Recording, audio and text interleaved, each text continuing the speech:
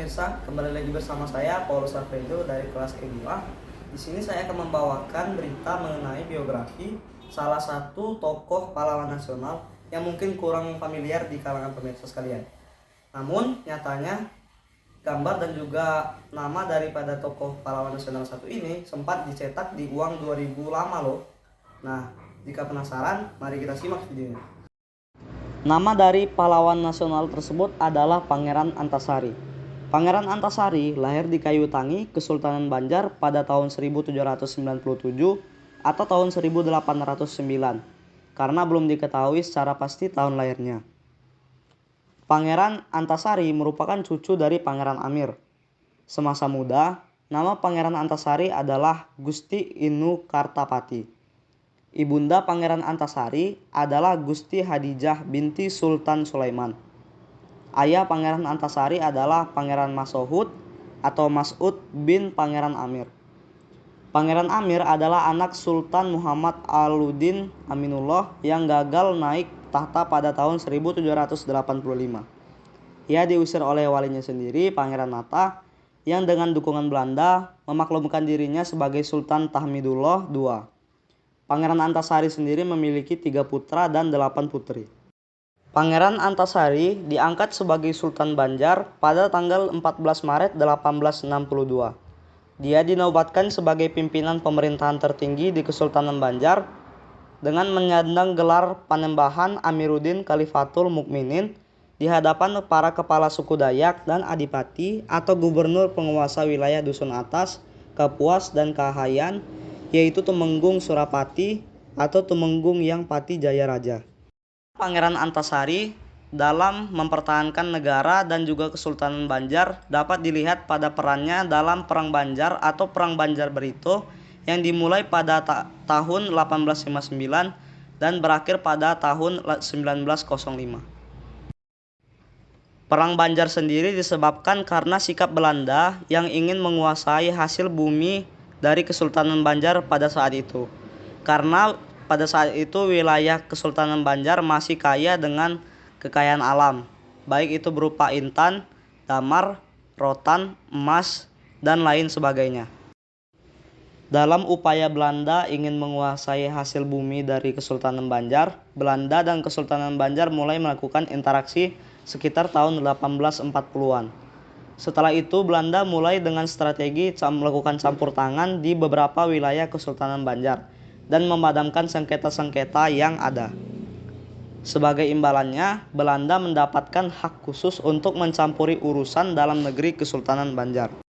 Kondisi tersebut berlangsung lama hingga akhirnya perlawanan rakyat Banjar dimulai saat Belanda mengangkat Pangeran Tamjidillah II sebagai Sultan Banjar pada tahun 1859. Padahal waktu itu sosok yang seharusnya naik tahta sebagai Sultan Banjar adalah Pangeran Hidayatullah II. Namanya juga tertulis dalam surat wasiat yang ditulis oleh Sultan Adam agar menjadi penerus tahta. Pada tanggal 28 April 1859, Pangeran Antasari dan Pangeran Hidayatullah II kemudian memimpin perlawanan terhadap Belanda.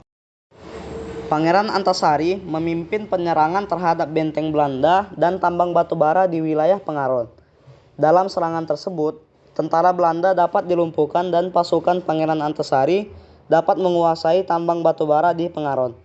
Setelah itu, muncul beberapa pertempuran di tempat lain, seperti pertempuran Benteng Tabanio di Agustus 1859, pertempuran Benteng Gunung Lawak pada September 1859, pertempuran Munggu Tayur pada Desember 1859, dan pertempuran Amawang pada Maret 1860. Belanda kemudian membalas serangan Pangeran Antasari dengan menawan keluarga Pangeran Hidayatullah II. Belanda kemudian meminta Pangeran Hidayatullah II untuk keluar dari persembunyiannya. Pangeran Hidayatullah II yang keluar dari persembunyiannya untuk menyelamatkan keluarganya justru ditangkap Belanda dan diasingkan menuju ke Cianjur. Walaupun dengan keadaan yang demikian, hal itu tidak membuat Pangeran Antasari menghentikan perlawanan. Ia terus melakukan perlawanan di daerah-daerah Kalimantan Selatan dan Kalimantan Tengah. Pangeran Antasari juga mendirikan 7 unit benteng di Teweh untuk memperkuat pertahanan rakyat. Perang Banjar mulai meredup ketika Pangeran Antasari mulai melemah karena terserang penyakit paru-paru dan cacar. Dan akibat dari penyakitnya itu, ia pun wafat di tanah Kampung Bayan, Begok, Sampirang pada tanggal 11 Oktober 1862 setelah berjuang di tengah-tengah rakyat tanpa pernah menyerah, tertangkap, apalagi tertipu oleh bujuk rayu Belanda dalam usia kurang lebih 53 tahun.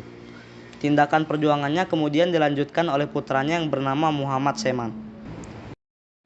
Karena perannya yang signifikan pada Perang Banjar dan kegigihannya dalam perang tersebut, maka Pangeran Antasari dianugerahi gelar sebagai pahlawan nasional dan kemerdekaan oleh pemerintah Republik Indonesia berdasarkan surat keterangan nomor 06-TK-1968 di Jakarta tertanggal 27 Maret 1968.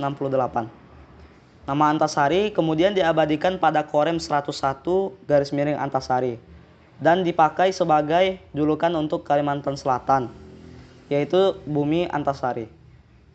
Kemudian, untuk lebih mengenalkan Pangeran Antasari kepada masyarakat nasional, pemerintah melalui Bank Indonesia atau BI telah mencetak dan mengabadikan nama dan gambar Pangeran Antasari dalam uang kertas nominal Rp2.000 edisi emisi 2009.